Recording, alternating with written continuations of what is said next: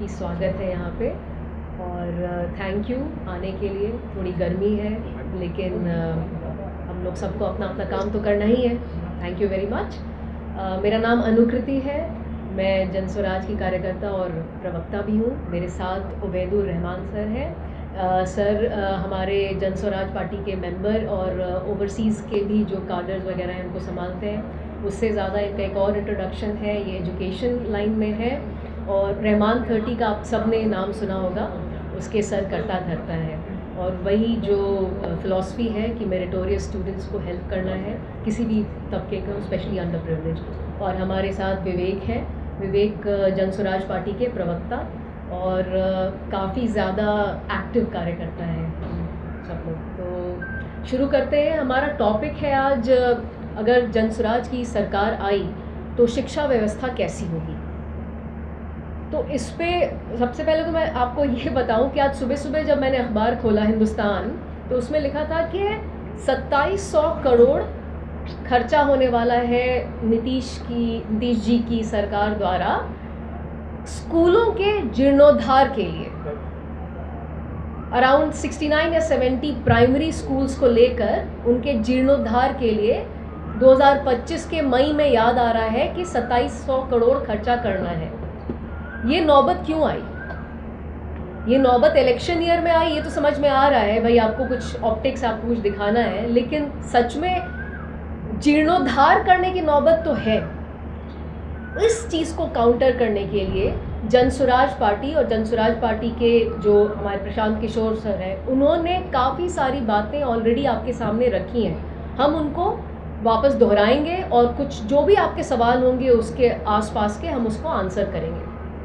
तो अगर भगवान की दया से इंशाल्लाह अगर जनस्वराज की सरकार आती है तो शिक्षा प्रणाली कैसी होगी, शिक्षा व्यवस्था कैसी होगी, इसका एक बेसिक आंसर ये है कि बहुत सिस्टमैटिक होगी। नाम के वास्ते कि गांव-गांव में स्कूल बना दिए जाएं, गांव-गांव में भवन क्रिएट कर दिए जाएं, वो सिस्टम फॉलो नहीं होगा, क्योंकि उस सिस्टम में भ्रष्टाचार हो रहा है ज़्यादा।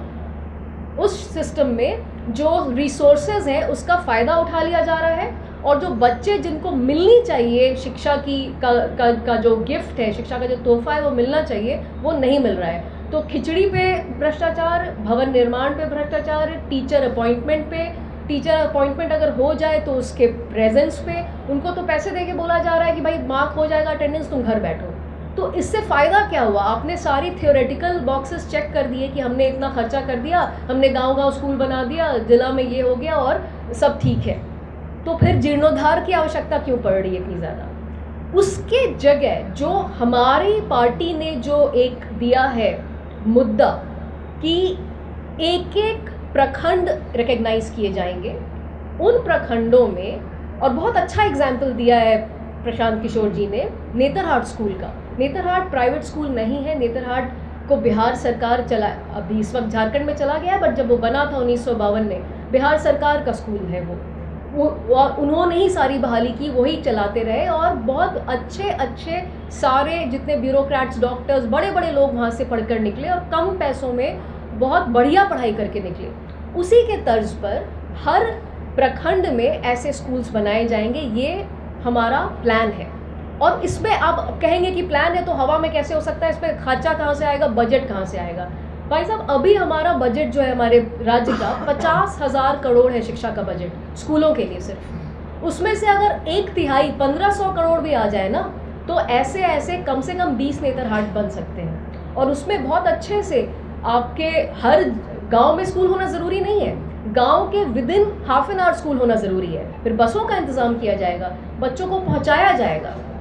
तो ये एक बहुत इम्पॉर्टेंट पॉइंट है, वो मेरी तरफ से है कि जो एक पब्लिक एजुकेशन की जो व्यवस्था होगी वो ऐसी होगी। इसके अलावा जब तक पब्लिक स्कूलों की, ऑब्वियसली एक दिन का काम तो है नहीं है, जब तक वो अवस्था ठीक नहीं होती है तब तक क्या इंतज़ाम किया जा सकता है, इस पर उबैद सर बोलना चाहेंगे। तो please I give the mic to you. जिसको अभी ब्रीफ किया गया, आप जानते हैं कि बिहार का नाम पूरे विश्व में ज्ञान के लिए जाना जाता है, लेकिन अभी अनफॉर्चुनेटली बिहार का नाम संघर्ष के लिए जाना जा रहा है। बच्चे हमारे संघर्ष कर रहे हैं, उन्हें वो शिक्षा नहीं मिल रही है जो शिक्षा उनको मिलनी चाहिए, इसलिए कि शिक्षा का स्तर बहुत ही ज़्यादा खराब दयनीय स्थिति में है। आपने, इस सरकार ने पिछले 21 सालों में शिक्षा पे कोई काम नहीं किया।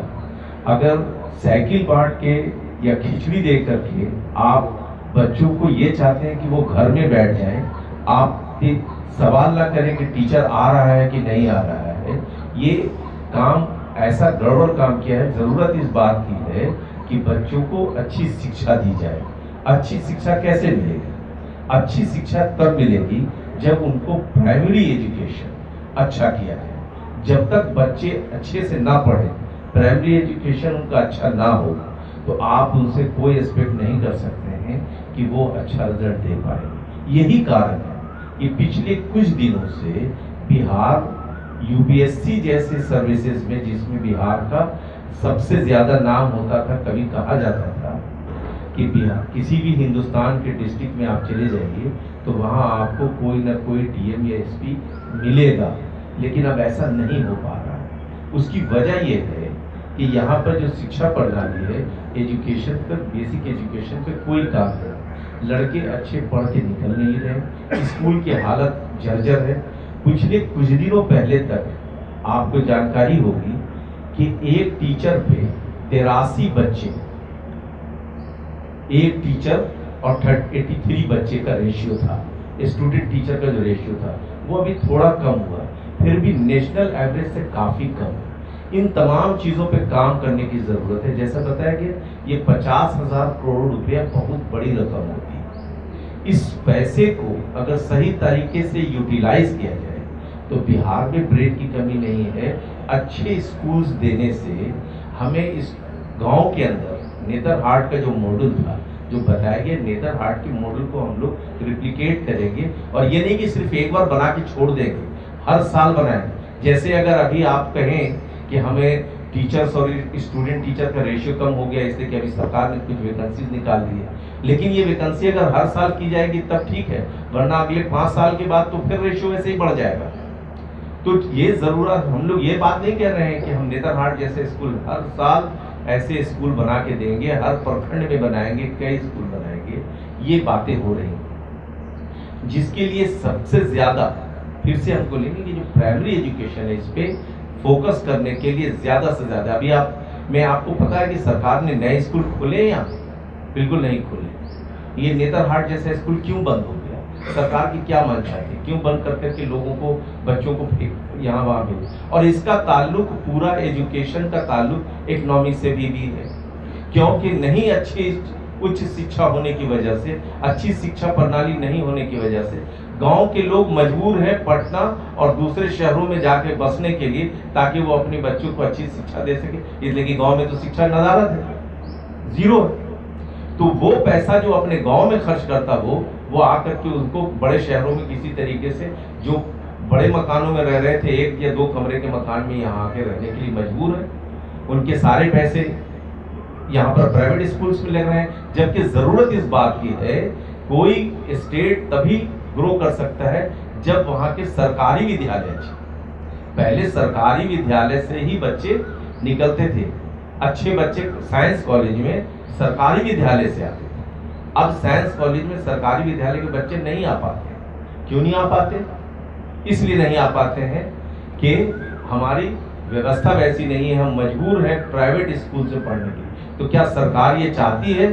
सरकार प्राइवेट सेक्टर्स के साथ कुछ इनकी डील है जिसकी वजह से वो ऐसा काम कर रहे हैं कि प्राइवेट स्कूल्स ही आगे बढ़े? क्या प्राइवेट स्कूल में पैसे देने के लिए सारे यहाँ की जो गार्जियन है, जो जनता है, वो सक्षम है? बिल्कुल नहीं है।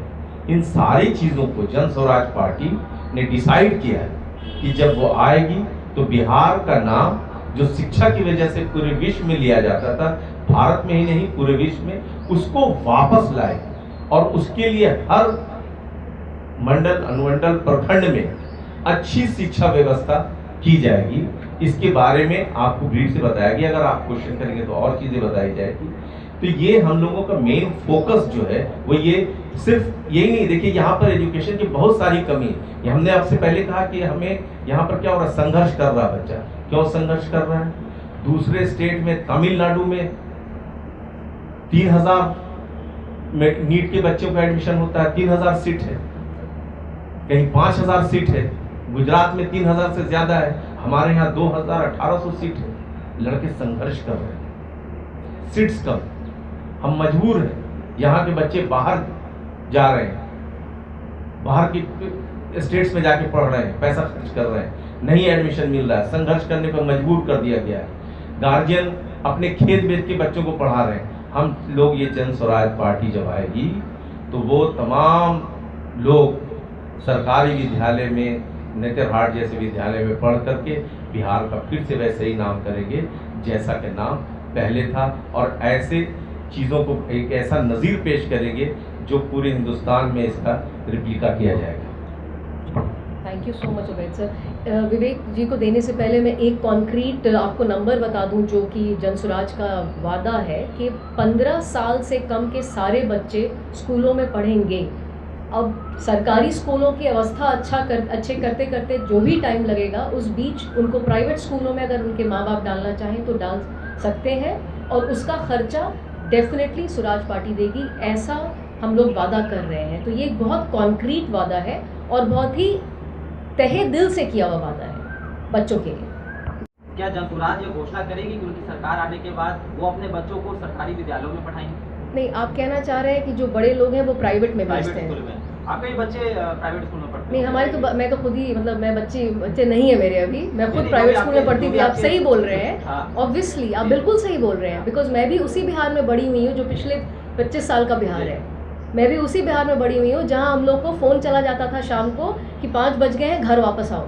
घर दोस्तों के यहाँ हम लोग को रात को रहने कभी नहीं मिलता था, हम लोग अकेले सड़क पे नहीं चल सकते थे। उस बिहार में हम लोग भी पले बड़े हैं। नेचुरली पब्लिक एजुकेशन की हालत पिछले 30 साल से बहुत ज़्यादा ही ख़राब हो चुकी है, और सो कॉल्ड जो हमारे 2 जंगल राज चले, एक बाहुबलियों का जंगल राज, एक अधिकारियों का जंगल राज, दोनों में कोई ज़्यादा देखा जाएगा तो असर पड़ा है शिक्षा पे ही, क्योंकि चाहते ही नहीं है लोग के गरीब का जो आदमी है वो पढ़कर कुछ एजुकेटेड होके वाइज बने, क्योंकि वही वोट बैंक है। सो आप जो कह रहे हैं प्राइवेट स्कूलों में भेजना किसी की मजबूरी भी हो सकती है। हमारे पिताजी हमको नहीं भेज सकते थे। एक ऐसे के बाद अगर शिक्षा प्रणाली सुधरती है तो क्या जनसुराज के बच्चे पढ़ेंगे? क्यों नहीं, यही तो ये है हमारा इंटेंट, और ये इंटेंट बहुत ऑनेस्ट इंटेंट है। अगर ये हुआ और सरकारी स्कूल नेतरहाट जैसे हो गए और उसमें बढ़िया टीचर्स आने लगे, वर्ल्ड क्लास फैसिलिटी हो गई, एकदम safety, security, regular attendance, teachers का पढ़ाना, साइंस के लैब, म्यूज़िक की क्लासेस सब एक साथ होने लगी, तो क्यों नहीं कोई जाएगा सरकारी स्कूलों में। सरकारी स्कूल एज अ कॉन्सेप्ट तो कभी बुरे नहीं है, उनको बुरा बना दिया गया है करप्शन कर करके। वो जब ख़त्म हो जाएगा तो सरकारी स्कूलों का स्टैंडर्ड बढ़ जाएगा, तो क्यों नहीं भेजेंगे लोग अपने बच्चों को? बिल्कुल भेजेंगे। नहीं, मैं पहले देखिए वो अच्छा सवाल पूछे हैं वो, हम तो देखिए आजकल कम ही संक्षिप्त में प्रयास करते हैं बोलने का। Common school system Kothari commission 1966 में जब आई थी तभी ये बात रखी गई थी कि भाई ऐसी स्कूली व्यवस्था हो जिसमें हर व्यक्ति के पब्लिक एम्प्लॉयज़ हों, पब्लिक सर्वेंट हो, उसके बच्चे सरकारी स्कूल में जाएं। पहला स्टेट भारत में जिसने कॉमन स्कूल को अडॉप्ट किया वो बिहार ही था। कॉमन स्कूल सिस्टम को अडॉप्ट करने वाला बिहारी था और किसी राज्य ने अडॉप्ट नहीं किया था। तो आप जिसकी बात कर रहे हैं वो ऐसा नहीं कि नई बात है, कॉमन स्कूल सिस्टम है, वो अगर सरकार अडॉप्ट करेगी तो बिल्कुल हो सकता है। लेकिन आप ये बात समझिए कि बिहार पलायन में नंबर 1 है और शिक्षा में नीचे से चौथे स्थान पर है। कुछ ही नॉर्थ ईस्ट के राज्य हम लोगों से भी खराब कर रहे हैं। बिहार से लोग पलायन करते हैं बाहर, किसके लिए? नौकरी के लिए, मजदूरी के लिए, शिक्षा के लिए और दवाई के लिए। क्यों करते हैं पलायन? क्योंकि शिक्षा की व्यवस्था जो है वो नीचे से लेकर ऊपर तक खराब है। और आपको कुछ आंकड़ा दे दें, अभी अनुकृति जी ने बताया, रहमान सर ने बताया, सबसे बुनियादी बात आपको बता दें, जनसुराज आमूल चूल परिवर्तन की बात कर रहा है, कोई सिल्वर बुलेट नहीं। बुनियादी बात क्या है? आपको बड़े बड़े आंकड़े तो बाद में दूंगा। बुनियादी ये है कि यहाँ बच्चा स्कूल में ही नहीं जा रहा है। एक जो सर्वे है वो बता रहा है कि किसी दिन आप स्कूल में चले जाएंगे सरकारी तो 100 में मात्र 20 बच्चा ही स्कूल आता है। ये रिसर्च का आंकड़ा है, JSS का आंकड़ा है। लेकिन अगर सरकार का आंकड़ा लीजिएगा जो कि इन्फ्लेटेड है, वो भी बताता है 40 बच्चा ही आता है, रजिस्टर जो होता है अटेंडेंस। तो जब बच्चा स्कूल जा ही नहीं रहा है तो बच्चा सीखेगा कैसे? अब उसका नतीजा ये है कि जो annual status of education report का सर्वे आता है वो बोल रहा है कि बिहार में 19 बच्चा, सुन लीजिएगा आप, हमारे और आपके बच्चे भी, 19 बच्चा ही जो दूसरी स्टैंडर्ड में है वो तीसरे का गणित या भाषा आपको बता सकता है। ये स्थिति जब बुनियादी शिक्षा की होगी तो उसका जो रूपरेखा है वो ऐसा दिखता है कि जो बिहार कास्ट सर्वे हम लोगों की मिलीजुली सरकार ने की वो बता रही है कि मात्र 4% से भी कम लोग अति पिछड़े और दलित समाज के बच्चे 12वीं पास कर पा रहे हैं। तो बच्चे तो स्कूल ही पास नहीं कर पा रहे हैं तो कॉलेज में क्या जाएंगे और आरक्षण का क्या फ़ायदा उठाएंगे? इस व्यवस्था को तभी बदला जा सकता है जब सरकारी स्कूल, प्राथमिक स्कूल में आप आमूल-चूल परिवर्तन लाएंगे, जिसमें नए विद्यालयों को बनाना, प्री सर्विस शिक्षक ट्रेनिंग, शिक्षा के पहले जो ट्रेनिंग होती है उसको बेहतर करना, इन सर्विस टीचर ट्रेनिंग को बेहतर करना, करिकुलम को बेहतर करना, समुदाय के साथ बातचीत करना, क्योंकि आप समुदाय का संदर्भ हटा देंगे और आप यहाँ पर ए फॉर एप्पल पढ़ाएंगे तो बच्चा ज़िंदगी में कभी नहीं सीखेगा। आप यहाँ पर पेंगुइन के बारे में बताएंगे तो बच्चा कभी ज़िंदगी में नहीं सीखेगा। तो आपका जो करिकुलम है उसको बेहतर करना, टीचर रिक्रूटमेंट को बेहतर करना, स्कूल की व्यवस्था को बेहतर करना। और इसीलिए जनसुराज जब आएगा तो सबसे पहला काम करेगा कि अभी पूरे बिहार में मात्र 52 केंद्रीय विद्यालय हैं, 554 प्रखंड हैं और मात्र 39 नवोदय विद्यालय हैं। तो कहाँ जाएगा गरीब का बच्चा? हम में और आप में से कई लोग अगर बेहतर शिक्षा मिली होती तो और बेहतर कर रहे होते। हम और आप दोनों इसी शिक्षा व्यवस्था के मार हैं, आप नहीं, हम तो डेफिनेटली हैं। तो इसीलिए जनसुराज आएगा तो जैसा कि अनुकृति जी ने कहा कि पहले साल में ही व्यवस्था को आमूल चूल परिवर्तन करने में समय लगेगा। 15 साल से जितने बच्चे हैं, छोटे बच्चे हैं, उनको वो जिस स्कूल में पढ़ना चाहें वो एडमिशन ले सकते हैं, उसका पूरा खर्चा पैसा जनसुराज देगा। धन्यवाद। बीपीएससी के माध्यम से शिक्षकों की बहाली की गई है, गुणवत्तापूर्ण शिक्षा की गई है, तो सरकार तो पहल कर रही है अपनी तरफ से कि भाई गांव-गांव में जाकर के बीपीएससी के माध्यम से जो शिक्षक हैं गुणवत्तापूर्ण शिक्षक दें। एसीएस ने कहा कि घरों में जाकर बच्चों को बुला कर लाइए, टीचरों को एक बड़ी जिम्मेदारी भी दी गई है, सरकार तो कोशिश कर ही रही है। बीपीएससी के माध्यम से जो सरकार ने प्रयास किया है उसमें कितनी धांधली हुई है आपसे हमसे तो पड़े है नहीं। सरकार के खुद आंकड़े के कारण 26,000 टीचरों का फिर से चयन होना जाना था कि उसमें उसका क्या रिपोर्ट है पता ही नहीं है। तो बीपीएससी करा ले कि बिहार सरकार खुद कर ले। जब सिस्टम ही करप्ट है तो उसमें आप किस तरह के टीचर को लाइएगा जब सही टीचर ही नहीं आएगा। और नीतीश जी ने तो टीचर रिक्रूटमेंट को इतना डिसेंट्रलाइज कर दिया कि किसी आदमी को कुछ नहीं हो रहा है तो शिक्षक बन जा रहा है जाकर। तो जब शिक्षक की व्यवस्था इतनी पूरी भ्रष्ट है तो उसमें बीपीएससी ले कि कोई और व्यवस्था ले, उसमें कोई सुधार होने वाली नहीं। का बजट है बिहार का, उसका करीब 80% जो है वो शिक्षकों के वेतन और उनके ट्रेनिंग में खर्च हो जाएगा। 20% में जब आपकी सरकार आएगी तो कुछ हज़ार करोड़ बढ़ेंगे उस समय। तो कितना आप इंफ्रास्ट्रक्चर तैयार कर लीजिएगा। उसके बाद आप एक और लोड अपने ऊपर ले रहे हैं कि जिस भी विद्यालय में पढ़ना चाहे बच्चे पढ़ें, उसका खर्चा जो है जनसुराज की सरकार उठाएगी। कहाँ से ये पैसा आएगा ये भी थोड़ा देखिए। इस बात को एक बार नहीं कई बार प्रशांत जी ने कहा है, हम लोग बैठकर इस पर विस्तृत जानकारी भी ली है और बताए भी हैं। 10 साल में बिहार की शिक्षा व्यवस्था को ठीक करने के लिए लगेंगे 5 लाख करोड़। ऐसे हवा में ये ठीक नहीं होगा। और हर साल हर प्रखंड में ऐसे विद्यालय बनाए जाए जैसे जबोर नवोदय विद्यालय है, नेत्रहाट बनाए जाए, उसका खर्चा आएगा 15,000 करोड़। इस पूरी व्यवस्था को ठीक करने में 5 से 6 साल लगेंगे। बिहार को नंबर 1 लाने में कि भारत से नहीं स्वीडन और फिनलैंड से लोग आए यहाँ देखने के लिए, उसमें समय लगेगा।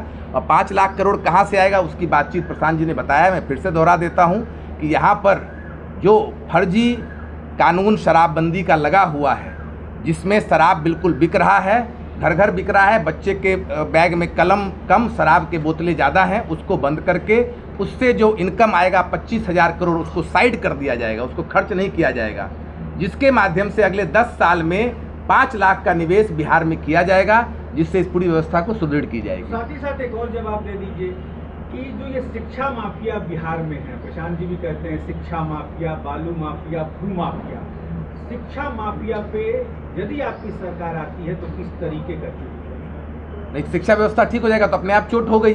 शिक्षा माफिया में कौन लोग हैं अभी? कोचिंग वाले व्यवस्था। एक स्कूल में साहब सीबीएसई बोर्ड के स्कूल चल रहे हैं, एक कमरे में, उनको चौपट कीजिएगा कि नहीं? शिक्षा माफिया बिहार में तो अकेले है नहीं। शिक्षा माफिया जहाँ पर शिक्षा व्यवस्था बेहतर हो जाएगी, सरकारी स्कूल बेहतर हो जाएगी जो बता रहे हैं, तो अपने आप वो व्यवस्था खराब। भैया शराब माफिया कैसे चल रहा है? कानून के माध्यम से 3 तरीके हैं, देखिए इसका एक 3 तरीके हैं। किसी भी माध्यम को आप डिसेंट्रलाइज कीजिए, सेंट्रलाइज पावर मत रखिए, जन आंदोलन बनाइए, जन भागीदारी बढ़ाइए जो अभी नहीं है, और टेक्नोलॉजी का इस्तेमाल कीजिए और पूंजी का निवेश कीजिए। कोई ऐसी चीज़ नहीं है जो जेब से निकाल के रॉकेट साइंस आपको बताएंगे जो हो जाएगा, सब साधारण चीज़ें हैं। डिसेंट्रलाइजेशन, पूंजी का निवेश, जन आंदोलन, जन भागीदारी शिक्षा में बढ़ाइए। पेरेंट पार्टिसिपेशन अभी कितना है? पेरेंट टीचर मीटिंग जो होता है बिहार में, उसकी भागीदारी कितनी है? आपको आश्चर्य होगा, 5% से कम। पेरेंट जा ही नहीं रहे स्कूल में। और टेक्नोलॉजी का इस्तेमाल कीजिए तो अपने आप चीज़ें ठीक होंगी, मंशा तो हो। सर मेरा ये सवाल रहेगा कि आप बोल रहे हैं कि जितने भी बच्चे हैं जो सरकारी स्कूल में नहीं पढ़ना चाहता उसको हम प्राइवेट स्कूल में पढ़ाए हैं, तो क्या ऐसा नहीं हो सकता कि जितने भी CBSE स्कूल हैं और जितने भी सरकारी स्कूल उनका सिलेबस ही सेम कर दिया जाए, ताकि जो बच्चा पैसा लगा के पढ़ना चाहे तो वो वहाँ जाके पढ़े, और हम सरकार हैं तो हम फिर उसी चीज़ को यहाँ पे पढ़ाएं? देखिए, नेशनल एजुकेशन पॉलिसी जो NEP आई है उसके अंतर्गत स्कूलें चलती हैं, जिसके अंदर स्टेट करिकुलम फ्रेमवर्क बनाने के लिए कहा गया है। हर राज्य को मैंडेटरी है, SCF जिसको बोलते हैं, उसके आधार पर, देखिए टेक्निकल हम जा सकते हैं, उसके आधार पर सिलेबस बनता है। तो सिलेबस बिहार बोर्ड का अलग बनेगा और CBSE बोर्ड का अलग बनेगा। उसमें हम लोग अगर आएंगे तो जैसे कई राज्य जहाँ पर एक्सपेरिमेंट हुआ है कि अपने एजुकेशन बोर्ड को बेहतर किया जाए, हम लोग उस पर भी निवेश करेंगे। मानना था कि जो वहाँ चलता वो यहीं चलता, बट लैंग्वेज अपना रहता तो ठीक रहता। जो पढ़ाना चाहता पैसा देके वहाँ जाए, सरकार का पहल रहेगा, सरकारी जो बच्चा है यहाँ पे आके पढ़े, ये मेरा मानना है।